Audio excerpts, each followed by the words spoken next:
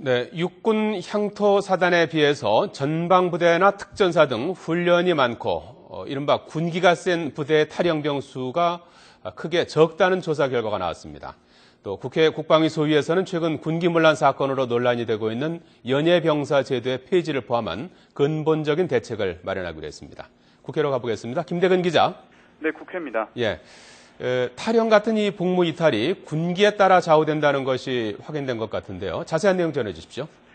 네, 국회 국방위원회 소속 새누리당 손인춘 의원이 각 군 본부에서 제출받은 자료를 분석한 결과 이 같은 결론이 나왔습니다. 후방에 위치한 향토사단의 탈영병 수가 전방에 위치한 부대의 탈영병 수에 비해 월등히 많다는 건데요. 지난해 전체 사단 가운데 부산에 위치한 육군 모사단의 탈영병이 34명으로 가장 많았고 경기 부천에 위치한 사단이 30명, 대구와 광주에 위치한 사단이 각각 26명으로 그 뒤를 이었습니다. 이에 반해 전방에 위치한 데다 군기가 세기로 유명한 육군 1, 2사단은 지난해 각각 7명과 6명만 탈영한 것으로 조사됐습니다.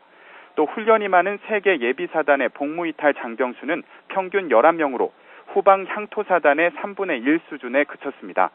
특히 군기가 세기로 유명한 해병대와 특전사의 경우 탈영병 수가 매우 적은 것으로 나타났는데요. 지난해 해병대는 2개 사단과 1개 여단에서 탈영병이 단 2명에 불과했고 특전사는 7명만 탈영을 한 것으로 조사됐습니다. 자, 김대근 기자. 연예병사들의 군기문란 사건에 대한 관심도 높은데요. 국방위 소위에서 이 문제에 대해서 논의했다고 하는데 결론이 났습니까? 네, 국회 국방위 국방운영개선소위원회는 오늘 오전 회의를 열고 국방부와 국방홍보원의 현안 보고를 받았습니다. 이 자리에서는 연예병사 제도의 존폐 여부에 대한 의원들의 찬반 의견이 팽팽하게 맞섰습니다. 먼저 연예병사 제도를 연예인들의 경력 단절을 막고 또 연예 활동의 지속적인 발전이라는 개인에 대한 배려에 중점을 두고 운영하는 것은 문제라는 지적이 이어졌습니다. 특히 현재 연예병사들이 사실상 민간기구인 국방홍보원의 통제하에 있는 점이 문제로 지적됐습니다.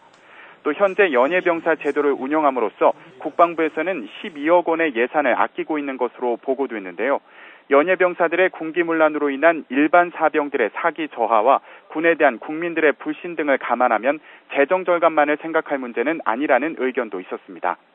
하지만 한류 문화 확산 현상 등을 봤을 때 운동선수들처럼 연예병사들도 경력을 관리해주는 것이 좋은 것 아니냐는 의견도 있었습니다. 이에 따라 연예병사 제도를 존치하되 군악대나 체육부대처럼 군부대의 확실한 통제하에 병사들을 관리하자는 겁니다. 의원들은 앞으로 연예병사 제도의 폐지 여부를 포함한 제도적인 보완책을 검토하기로 했는데요. 연예병사 제도를 폐지하거나 또 존치하더라도 확실한 통제 속에 운영되도록 하겠다는 겁니다. 국방운영개선소위는 연예병사의 군기문란 사건에 대한 국방부의 특별감사가 마무리된 뒤 소위원회의 입장을 담은 결의안을 발표할 예정입니다. 지금까지 국회에서 YTN 김대근입니다.